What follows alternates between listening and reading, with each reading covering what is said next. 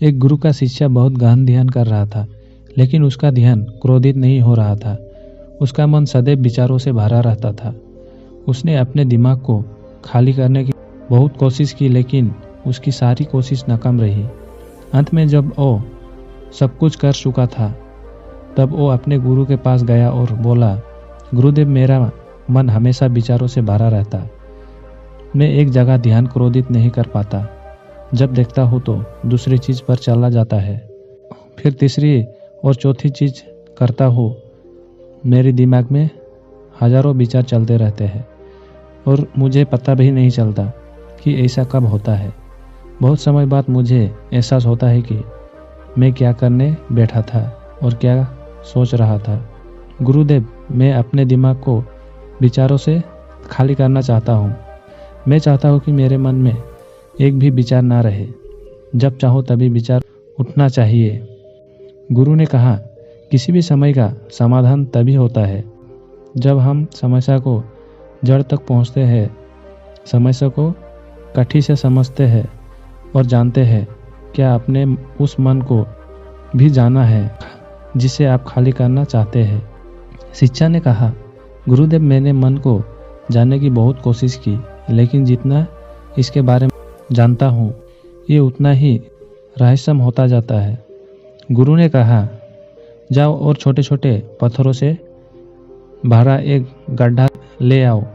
तब शिष्य ने छोटे छोटे पत्थरों से भरा एक गड्ढा ले आया और गुरु के पास रख दिया।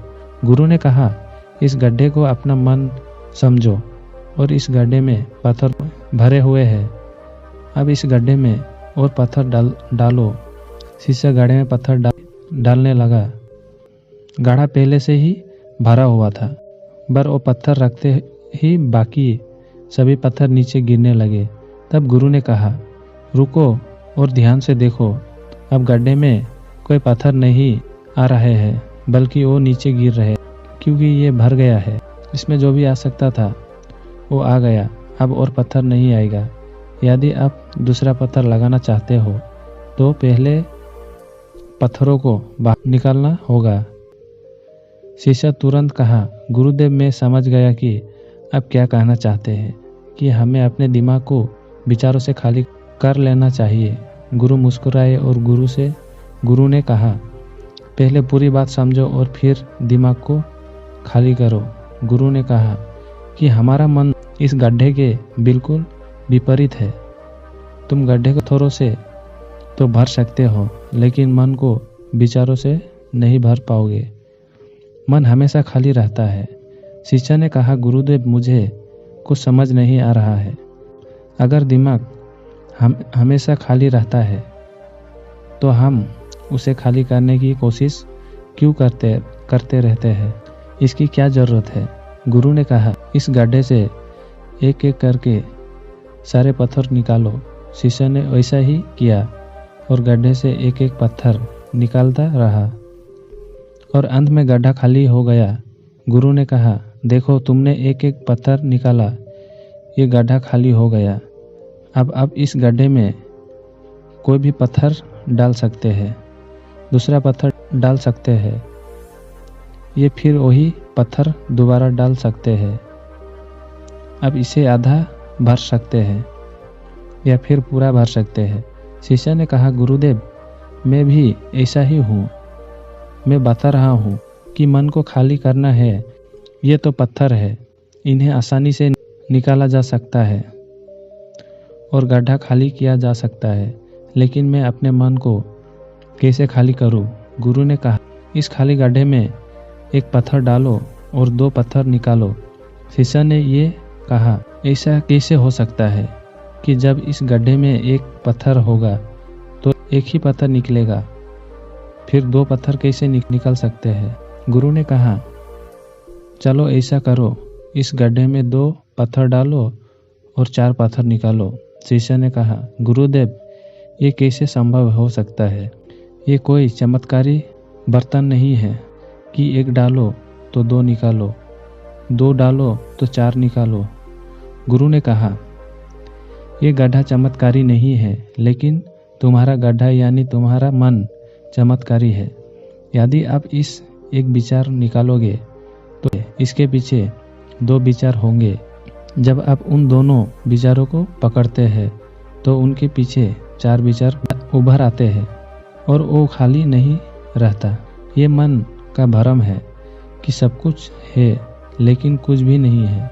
शिष्य ने कहा, गुरुदेव, आप जो कह रहे हैं वो मैं समझ गया, लेकिन क्या मैं हमेशा अपने विचारों के जाल में फंसा रहूँगा? क्या मन के भ्रम से बाहर निकलने का कोई रास्ता है? बिल्कुल नहीं है।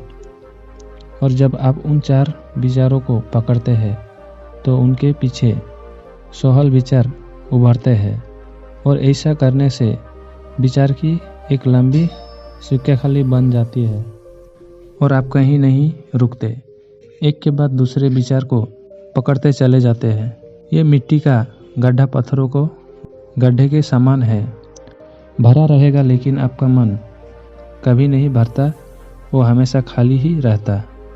हम दिमाग भी एक विचार के बाद हमारे लिए हजारों विकल्प खोल देता है और हम एक मुख्य विचार को छोड़कर उन हजारों विकल्प में फंस जाते हैं। शिष्य ने कहा, मैं आपकी बात अच्छी तरह समझ गया हूँ, लेकिन अब मुझे क्या करना चाहिए?